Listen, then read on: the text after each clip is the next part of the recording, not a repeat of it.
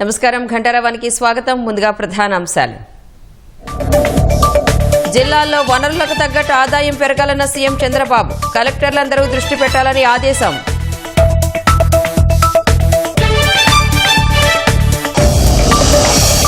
మళ్లీ ట్రయల్ కోర్టుకు చేరిన వివేక హత్య కేసు. సిబిఐ దర్యాప్తు కొనసాగింపుపై సునీత పిటిషన్ వేయాలన్న సుప్రీం.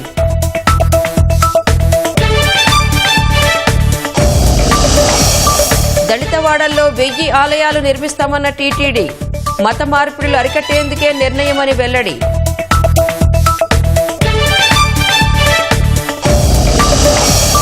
,16,000 మంది విదేశీయుల బహిష్కరణకు కేంద్రం కసరత్తు. వివిధ నేరాల్లో వీరంతా నిర్బంధంలో ఉన్నట్లు గుర్తింపు.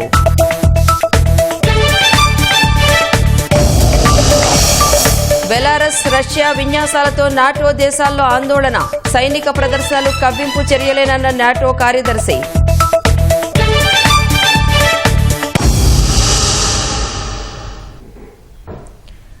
వివేక హత్య కేసులో సిబిఐ తదుపరి దర్యాప్తు వ్యవహారం మళ్లీ ట్రయల్ కోర్టుకు చేరింది. దర్యాప్తు కొనసాగించాలా వద్దా అనే నిర్ణయాన్ని సుప్రీంకోర్టు కింది కోర్టుకే వదిలేసింది. ఈ మేరకు పిటిషన్ వేసేందుకు సునీతకు అవకాశం ఇచ్చిన సర్వోన్నత న్యాయస్థానం 8 వారాల్లోగా నిర్ణయం తీసుకోవాలని ట్రయల్ కోర్టుకు గడువు నిర్దేశించింది. మాజీ మంత్రి వివేక హత్య కేసులో అవినాష్ రెడ్డి సహా పలువురు నిందితుల బెయిల్స్ రద్దు చేయాలంటూ వివేక కుమార్తె సునీత, సిబిఐ వేర్వేరుగా దాఖలు చేసిన పిటిషన్లపై సుప్రీంకోర్టు మరోసారి విచారణ జరిపింది. వివేక కేసులో విచారణ పూర్తయిందని గతంలో సుప్రీంకోర్టుకు తెలిపిన సిబిఐ ఇంకా దర్యాప్తు చేయాలని పిటిషనర్ కోరుతున్నందున కోర్టు తగిన ఆదేశాలు ఇస్తే కొనసాగించేందుకు సిద్ధంగా ఉన్నామని స్పష్టం చేసింది. ఈ మేరకు సిబిఐ అభిప్రాయాన్ని అదనపు సొలిసిటర్ జనరల్ ఎస్వి రాజు సుప్రీంకోర్టుకు తెలిపారు.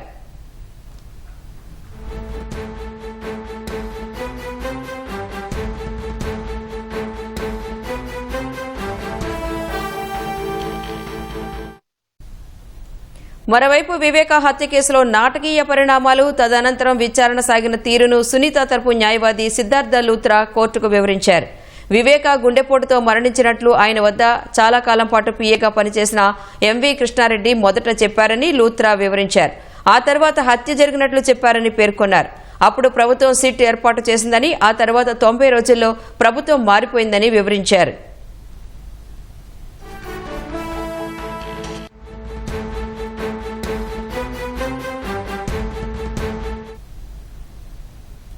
అయితే వివేక హత్యపై సిబిఐ దర్యాప్తు కొనసాగించే విషయంలో ట్రయల్ కోర్టులో తాజాగా మరో పిటిషన్ దాఖలు చేయాలని పిటిషనర్ సునీతకు సుప్రీంకోర్టు సూచించింది. 2 వారాల్లో పిటిషన్ దాఖలు చేసేందుకు అనుమతి ఇచ్చింది. పిటిషన్ వేసిన 8 వారాల్లో మెరిట్స్ ఆధారంగా నిర్ణయం తీసుకోవాలని ట్రయల్ కోర్టుకు సుప్రీంకోర్టు గడువు నిర్దేశించింది. ట్రయల్ కోర్టు నిర్ణయం వెలువడేదాకా అన్ని బెయిల్ రద్దు పిటిషన్లపై విచారణను సుప్రీం ధర్మాసనం వాయిదా వేసింది.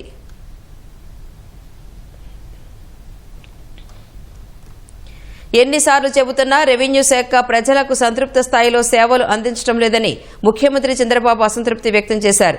2 నెలల్లో 100% అన్ని ఫైళ్లు ఆన్లైన్లో ఉండాల్సిందేనని తేల్చి చెప్పారు. కలెక్టర్ల సదస్సులో రెవెన్యూ, భూములు, ఆదాయార్జన శాఖలపై చంద్రబాబు సమీక్షించారు. సింహాచల భూముల పంచగ్రామాల సమస్యను తక్షణం పరిష్కరించేలా చర్యలు తీసుకోవాలని ఆదేశించారు. జీఎస్టీ పన్నుల తగ్గింపు ప్రయోజనాలపై ఈ నెల 22 నుంచి అక్టోబర్ 22 వరకు ప్రజల్లో అవగాహన కార్యక్రమం నిర్వహించాలన్నారు. అవగాహన కార్యక్రమాల్లో కలెక్టర్లు, ప్రజాప్రతినిధులు పాల్గొనేలా కార్యాచరణ రూపొందించాలని సూచించారు. ఆల్ సొల్యూషన్స్, మీకు ఏ డౌట్స్ ఉన్నా ఆ డౌట్స్ అన్ని ఆన్సర్ చేసే పరిస్థితికి వస్తాం. 1 ఇయర్లో మీరు లాట్ ఆఫ్ డిఫరెన్స్ మీరు చూడబోతున్నారు.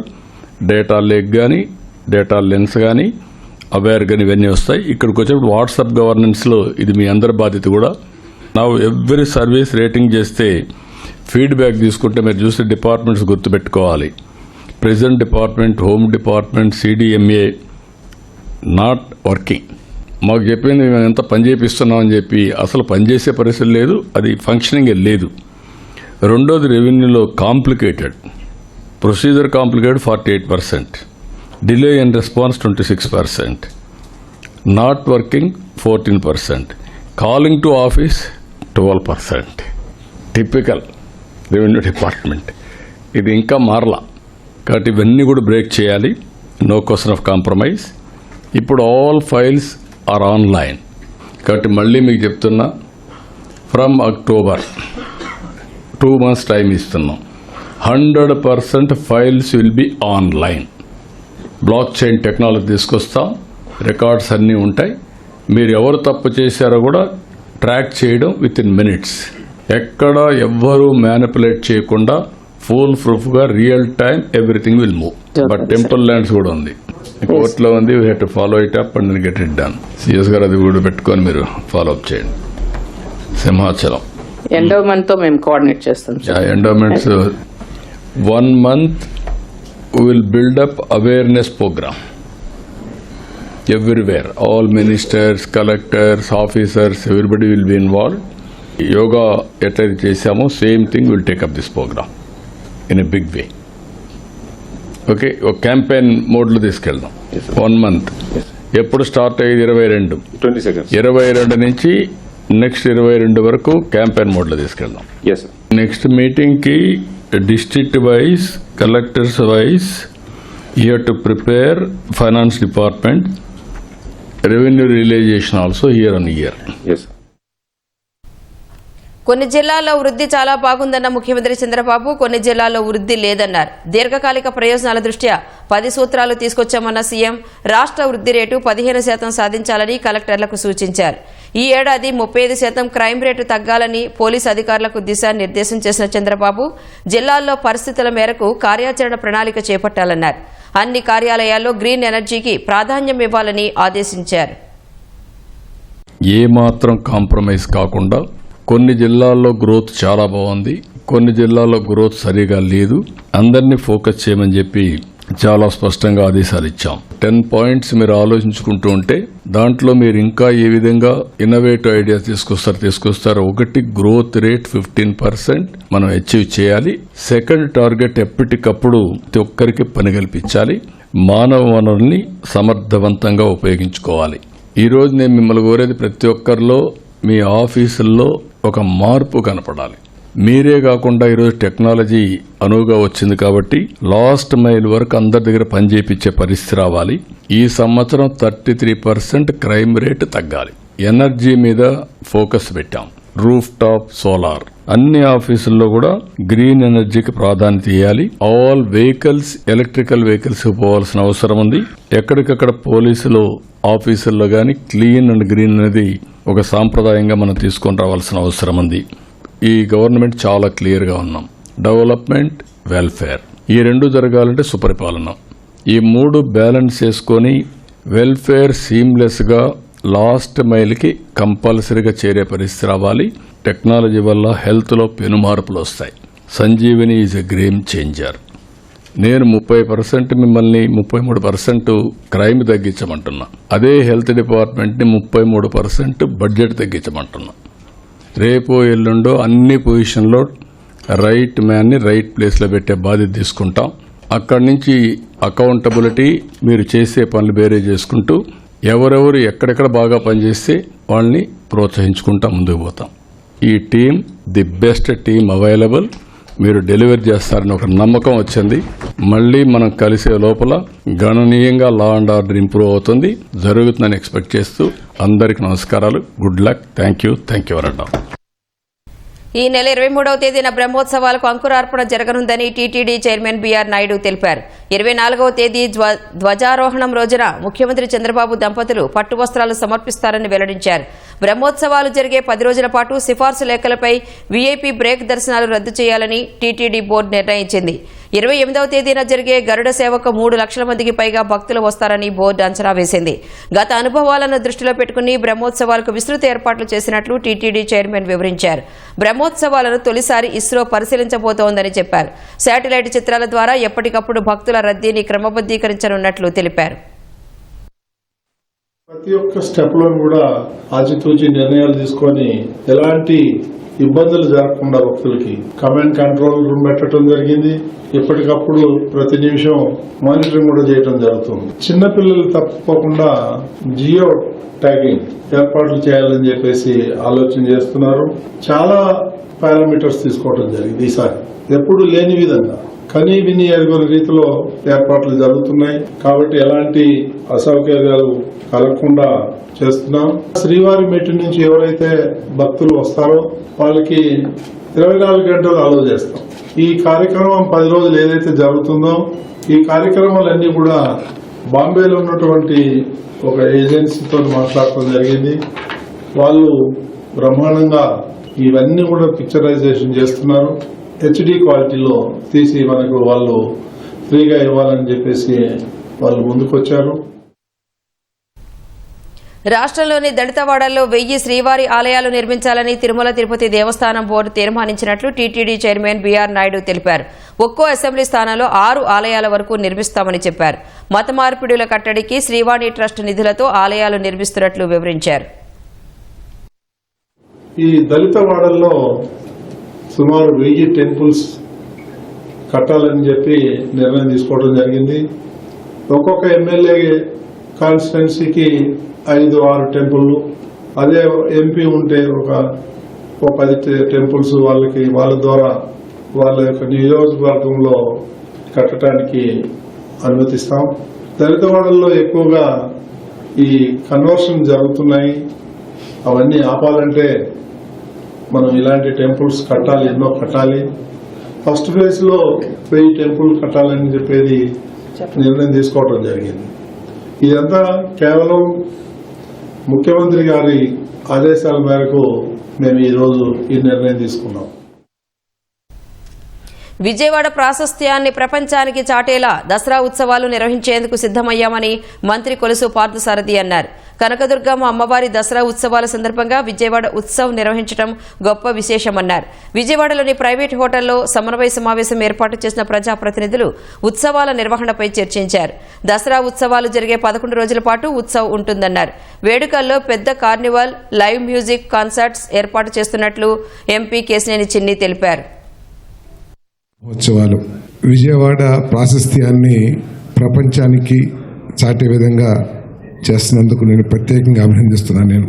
మరి విజయవాడ ఇమేజ్ని పెంచడానికి చేసే కార్యక్రమంలో భాగంగా చిన్న చిన్న ఇబ్బందులు మనకి మన వారికి ఎదురైనా కూడా వాటిని ఉపేక్షించకుండా ఆ ఇబ్బందులు ఎదుర్కొంటానికి కూడా మనందరూ కూడా సిద్ధం అవ్వాలని చెప్పేసి నేను భావిస్తా ఉన్నా. నేను విజయవాడ మహోత్సవాలు అనేది అందరి కార్యక్రమం అనే భావన కల్పించే విధంగా ఈ కార్యక్రమాలు నిర్వహించాలని, ఈ కార్యక్రమం దిగ్విజయం అవ్వాలని చెప్పేసి కోరుకుంటా ఉన్నాను.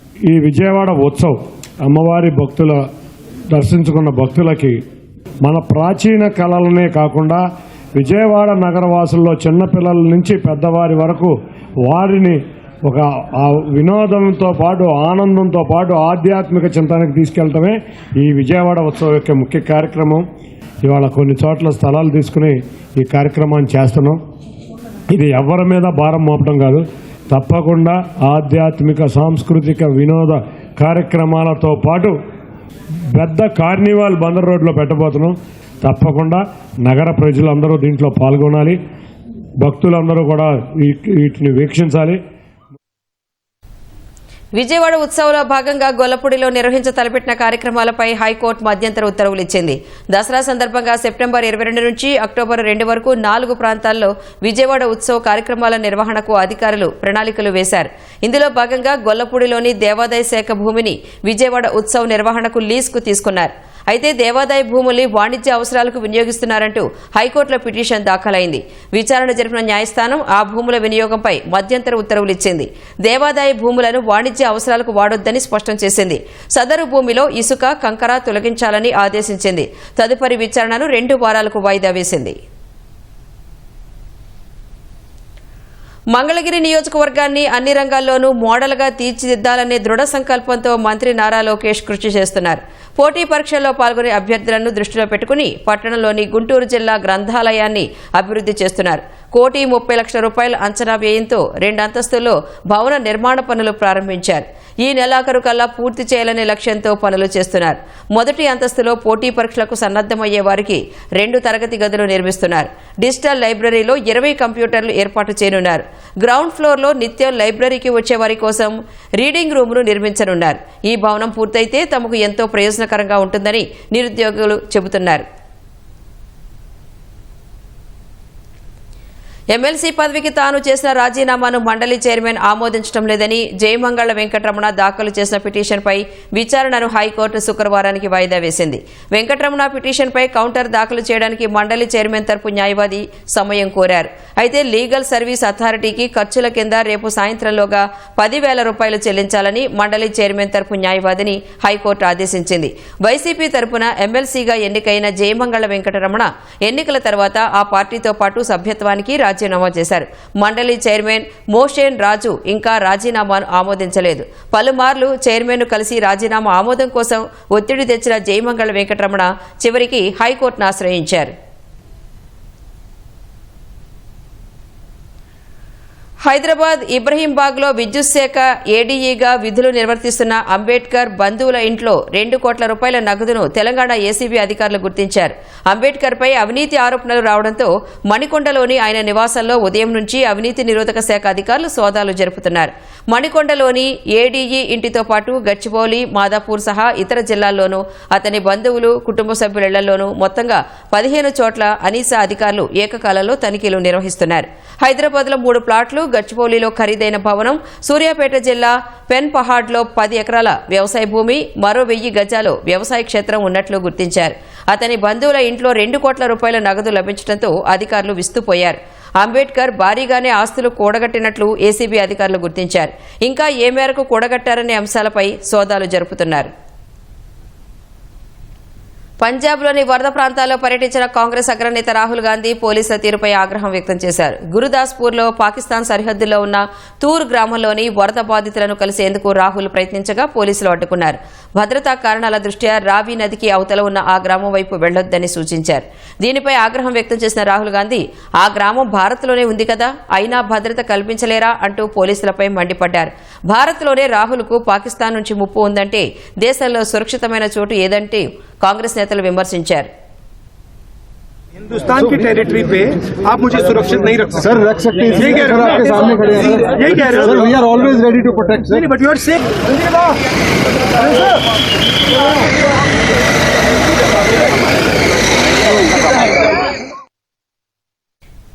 పెరియార్ మాజీ సీఎం అన్నాదురై ఆశయాలకు వ్యతిరేకంగా డీఎంకే పాలన సాగుతోందంటూ టీవీకే విడుదల చేసిన ఏఐ వీడియోపై తమిళనాడు సీఎం స్టాలిన్ మండిపడ్డారు. టీవీకే అధినేత విజయ్ చిల్లర రాజకీయాలు చేస్తున్నారని దుయ్యబట్టారు. ప్రజలకు సేవ చేయడం తప్ప డీఎంకేకు వేరే ఉద్దేశాలు లేవని స్పష్టం చేశారు.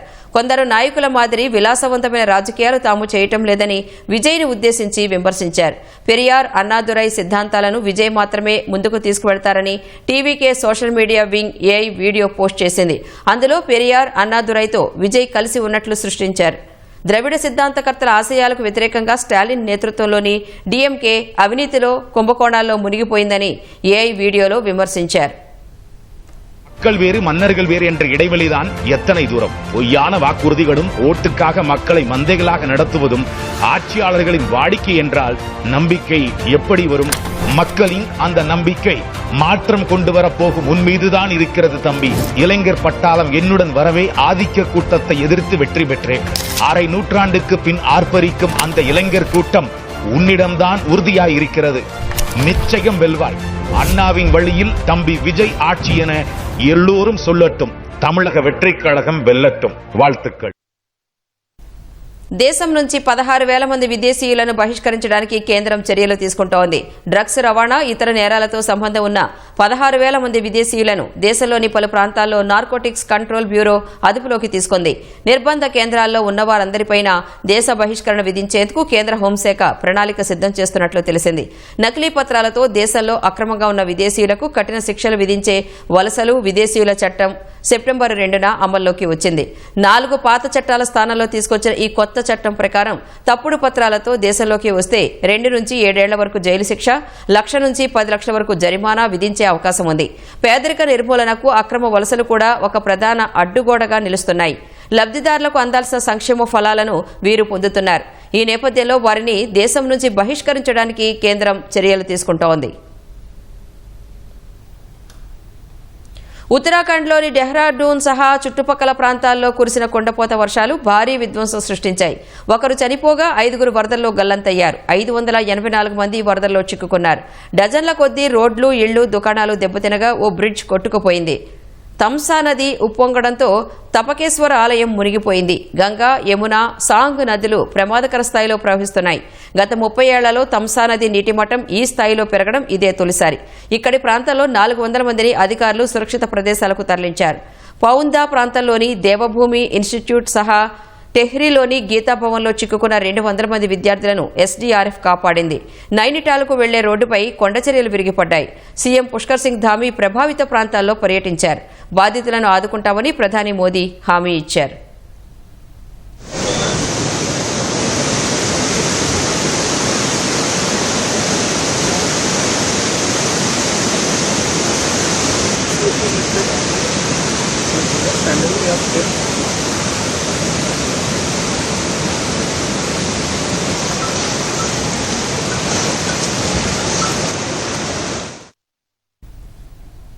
ప్రపంచంలోనే అతి ఎత్తైన హిందూ ఆలయాల్లో ఒకటిగా నిలవనున్న ఉమియాదేవి మందిర్ గుజరాత్లోని జాస్పూర్లో సిద్ధమవుతోంది.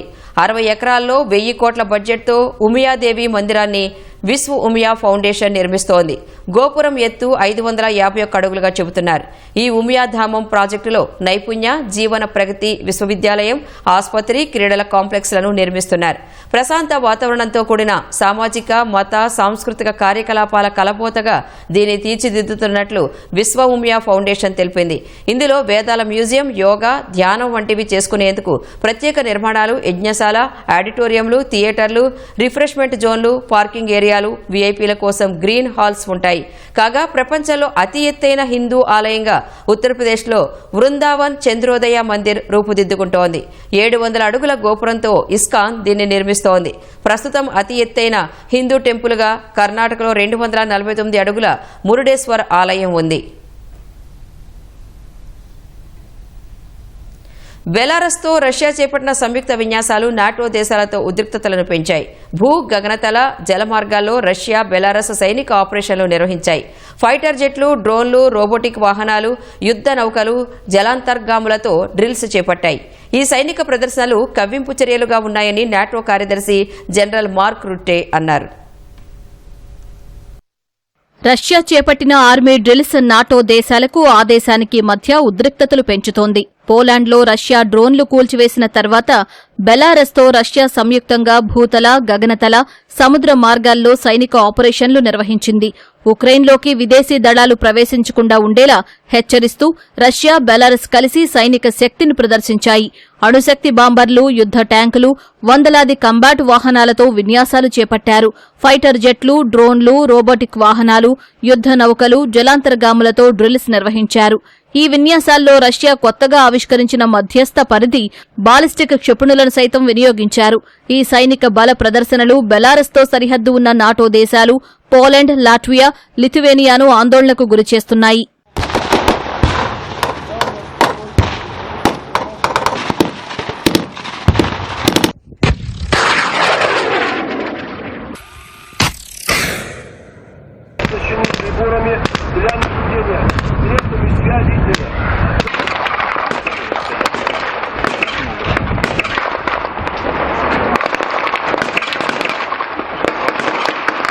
платформы, применение которой снижает угрозу.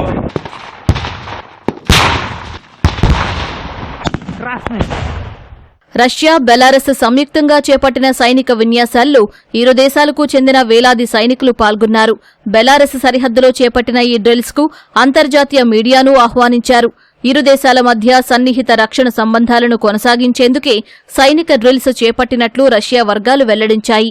నాటో దేశాలకు హెచ్చరికలు పంపే ఉద్దేశంతో రష్యా సైనిక ప్రదర్శన నిర్వహించినట్లు పలు మీడియా కథనాలు తెలిపాయి.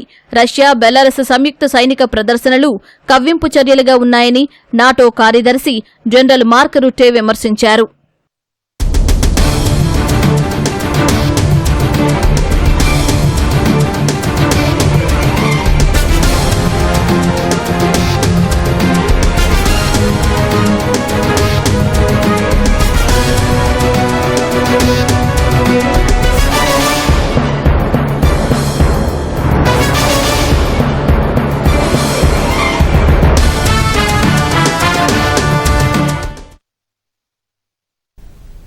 భారత క్రికెట్ జట్టుకు కొత్త జెర్సీ స్పాన్సర్ వచ్చేసింది. ప్రముఖ టైర్ల తయారీ సంస్థ అపోలో టైర్స్ జెర్సీ స్పాన్సర్ హక్కులను దక్కించుకుంది. 2027 వరకు భారత్ ఆడే మ్యాచ్లకు జెర్సీ స్పాన్సర్గా అపోలో టైర్స్ వ్యవహరించనున్నట్లు బీసీసీఐ ప్రకటించింది. ఇందుకోసం ఒక్కో మ్యాచ్కు 4,50,00,000 రూపాయలను అపోలో టైర్స్ చెల్లించనున్నట్లు వెల్లడించింది. కేంద్రం తెచ్చిన కొత్త ఆన్లైన్ గేమింగ్ చట్టం కారణంగా స్పాన్సర్షిప్ హక్కులను డ్రీమ్ 11 కోల్పోయింది. దీంతో జెర్సీ స్పాన్సర్ లేకుండానే భారత్ ఏషియా కప్లో ఆడుతోంది. దీంతో కొత్త స్పాన్సర్ కోసం బీసీసీఐ బిడ్స్ ను ఆహ్వానించింది. హక్కుల కోసం Canva, JK Tyre, Birla Opus paints వంటి సంస్థలు పోటీ పడినా అపోలో టైర్స్ దక్కించుకుంది. ఈ ఒప్పంద కాలంలో దాదాపు 130 మ్యాచ్లకు ఈ సంస్థ జెర్సీ స్పానర్గా ఉండనున్నట్లు తెలుస్తోంది.